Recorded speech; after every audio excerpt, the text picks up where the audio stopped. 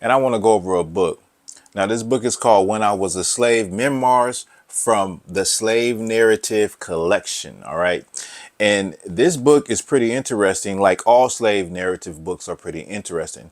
But I'm going to go over a certain story and an aspect of this story. So just bear with me. Now, this is an excerpt out of the story of Silas Jackson. Silas was interviewed in Baltimore, Maryland, and he was at age 90 years old when he was interviewed.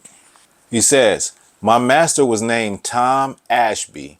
A meaner man was never born in Virginia. Brutal, wicked, and hard. He always carried a cowhide with him. If he saw someone doing something that did not suit his taste, he would have that slave tied to a tree, man or woman, and then would cowhide the victim until he got tired, or sometimes the slave would faint. I have heard it said by people in authority, Tom Ashby owned 9,000 acres of farmland besides woodland. He was a large slave owner, having more than 100 slaves on his farm. They were awakened by blowing of the horn before sunrise by the overseer, started work at sunrise and worked all day to sundown, with no time to go to the cabin for dinner. You carried your dinner with you. The slaves were driven at top speed and whipped at the snap of the finger by the overseers. We had 4 overseers on the farm, all hired white men. I have seen men beaten until they dropped in their tracks or knocked over by clubs, women stripped down to their waist and cowhided. I have heard it said, this is what I want y'all to see. I have heard it said that Tom Ashby's father went to one of the cabins late at night. The slaves was having a secret prayer meeting.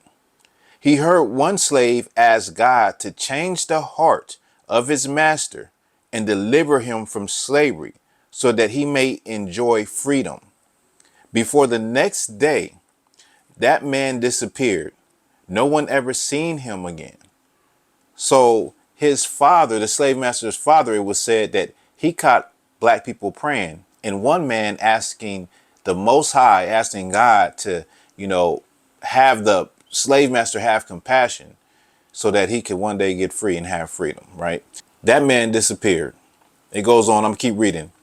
No one ever seen him again. But after that, down in the swamp, at certain times of the moon, you could hear the man who prayed in the cabin praying. When old man Ashby died, just before he died, he told the white Baptist minister that he had killed Zeke for praying and that he was going to hell. So he had killed a slave for basically begging God for justice. He had killed a slave for praying that his heart would change and that the slave would get freedom.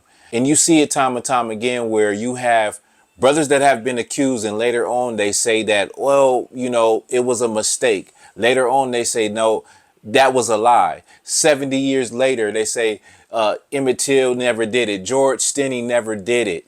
When they're on their deathbed and they're feeling sorry, now they want to, make amends with their maker and tell the truth of what they actually did. And you got to understand how deep that is, because praying and asking the Lord for something or just asking for justice could anger somebody. Why would you think that would anger someone to see somebody begging for justice, begging the Lord for justice? But what about when they go in the streets and beg the people that oppress them for justice? Doesn't that sound familiar? They get angry at you. They get upset, and really you just asking for mercy. You asking to be treated like a human being. Well, that angers people. It shouldn't anger nobody, but a certain group of people, it does anger them. When you talk about history, your history, they get angry when you talk about police brutality. They get angry. They get infuriated when you talk about race. That's something for y'all to think about.